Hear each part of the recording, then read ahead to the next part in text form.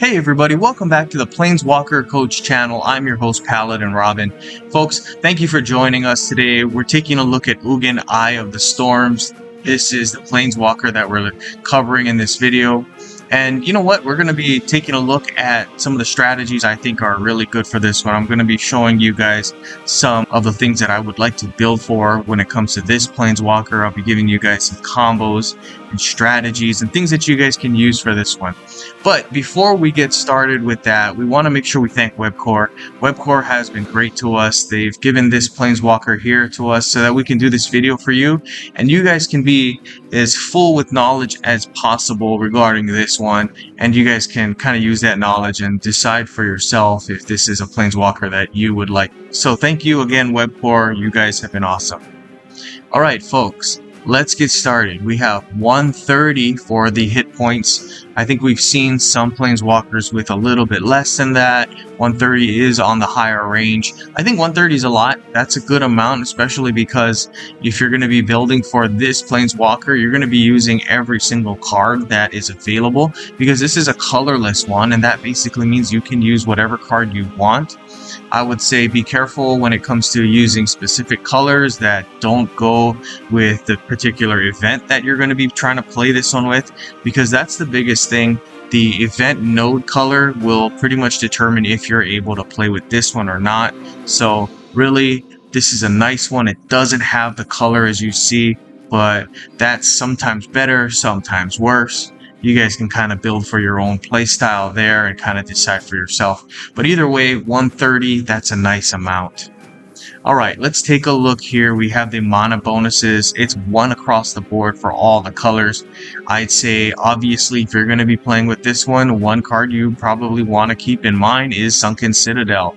I think some of you guys have already guessed that I was thinking of Sunken Citadel, but you know what? It's a really good card for this particular Planeswalker, because Sunken Citadel will give all your positive mana bonuses +2. So all of these, as you can see here, are considered positive mana bonuses. You'd get +2 for each of them, and pretty much anytime you make a match here, any of those colors will give you a little bit of an extra.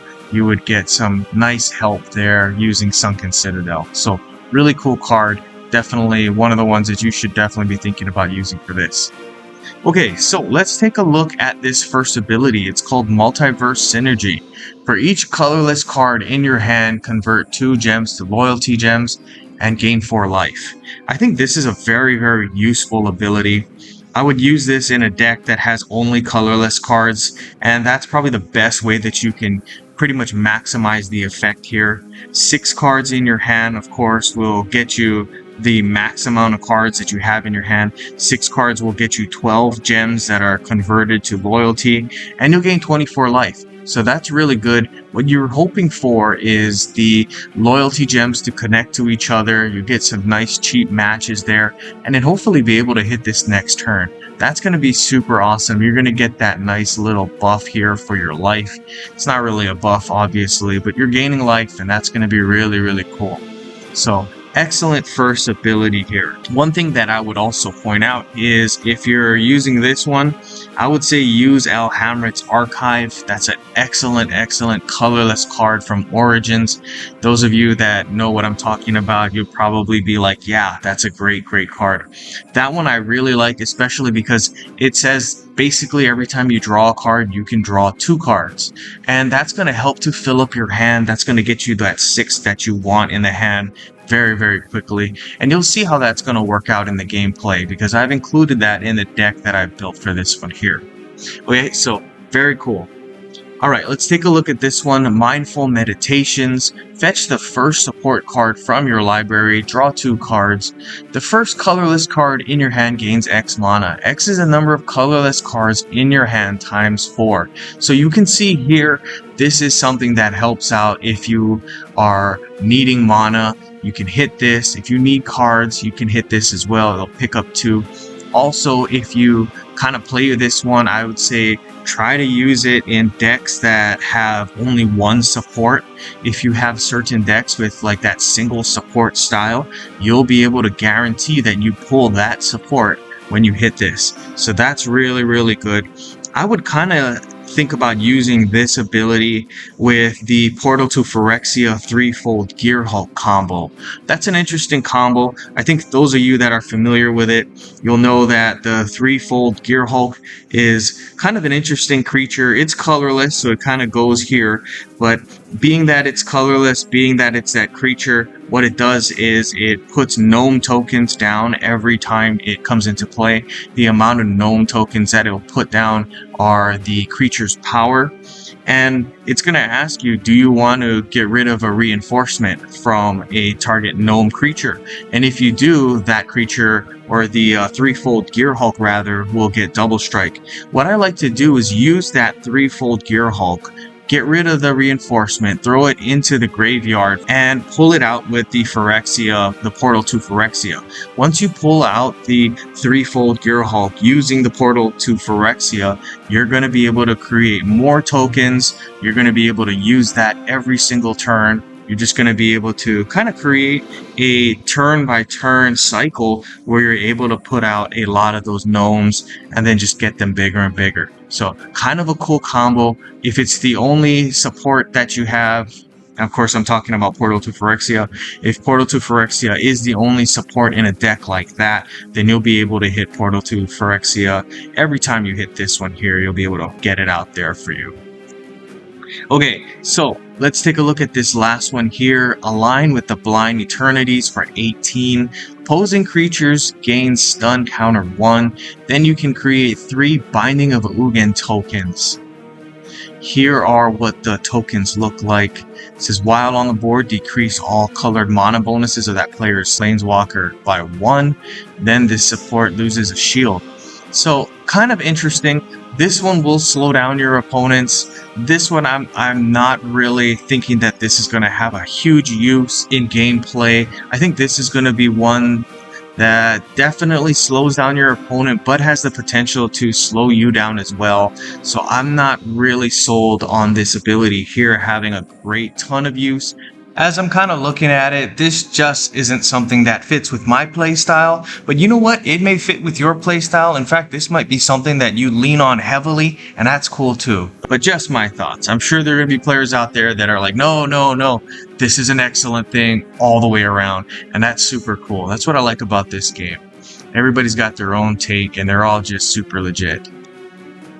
Okay, let's take a look at the deck that I built here. This one is called Colorless Onslaught, and I kind of am super happy that we have this Planeswalker. This is a Planeswalker that I've been hoping for a long time, and I've kind of been waiting for a colorless Planeswalker to come out and just for myself to be able to build a straight colorless deck for that Planeswalker. A deck that you can use in virtually every single event. And you know what? This is a colorless deck that you can use for pretty much every single event. And I've been waiting for this Planeswalker for a while because it makes use of the fact that you want to pretty much include only colorless cards. And that's something that I've been wanting to do, like I said, for a long time. Build a deck with just straight, only colorless cards.